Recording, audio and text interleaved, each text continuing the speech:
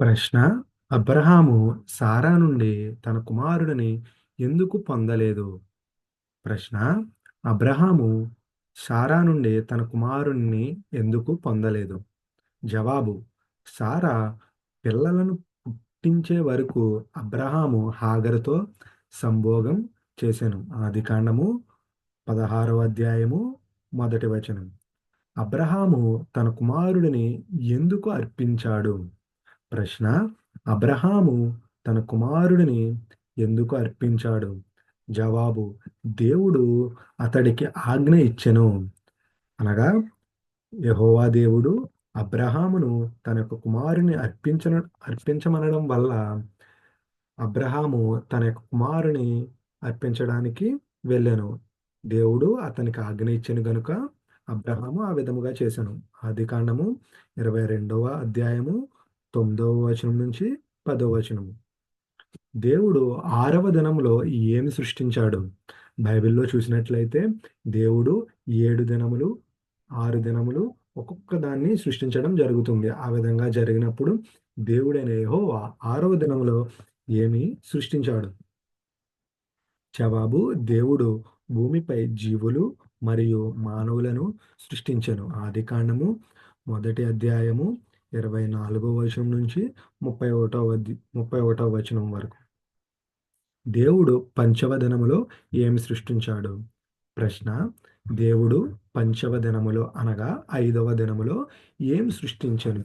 జవాబు: దేవుడు నీటిలో చేపలు మరియు ఆకాశంలో పక్షులను సృష్టించెను. ఆదికాండము మొదటి అధ్యాయము 20-23. దేవుడు 4వ దినములో ఏం సృష్టించెను? జవాబు: దేవుడు సూర్యచంద్రుణ్ణి, నక్షత్రాలను సృష్టించి రాత్రి మరియు దినము చేసెను. దేవుడు 4వ దినములో ఏం సృష్టించెను? జవాబు: దేవుడు సూర్యచంద్రుల్ని, నక్షత్రాలని సృజించి రాత్రి మరియు దినమును చేసెను. ఆదికాండము మొదటి అధ్యాయము 14-19 వరకు. దేవుడు 3వ దినములో ఏం సృష్టించెను? దేవుడు 3వ దినములో ఏం సృష్టించెను?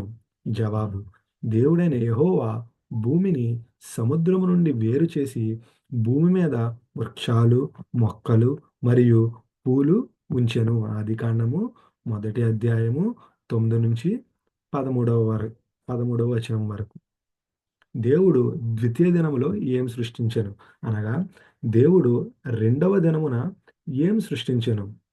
దేవుడు నీరు, నీరు నుండి ఆకాశాన్ని వేరు చేసి ఆకాశాన్ని సృష్టించెను. రెండవ రోజు మనం చూసినట్లయితే ఆకాశమును, నీరును వేరుపరిచి ఆకాశాన్ని సృష్టించినట్లు మనం ఆదికాండము మొదటి అధ్యాయము 6-8 వచనములో మనం చూస్తూ ఉంటాం. దేవుడు అబ్రహామును నీ కుమారుడిని నా కోసం అర్పించు అని ఆజ్ఞ ఇచ్చిన చోట ఏది? దేవుడైన యెహోవా అబ్రహామును తన కుమారుడిని నాకు అర్పించమని ఆజ్ఞ ఇచ్చినటువంటి ఏ ఒక్క స్థలములో దేవుడైన యెహోవా అబ్రహాముకు ఆజ్ఞ ఇచ్చెను? జవాబు: మోరియా పర్వతం. ఆదికాండము 22వ అధ్యాయము 2వ వచనం. అబ్రహాము దేవుని మాటను ఆమోదించిన తరువాత ఏ స్థలం ఇచ్చెను? జవాబు: కనానీ దేశాన్ని ఇచ్చినట్లు ఆదికాండం 12వ అధ్యాయము 7వ వచనంలో మనం చూస్తూ ఉంటాం.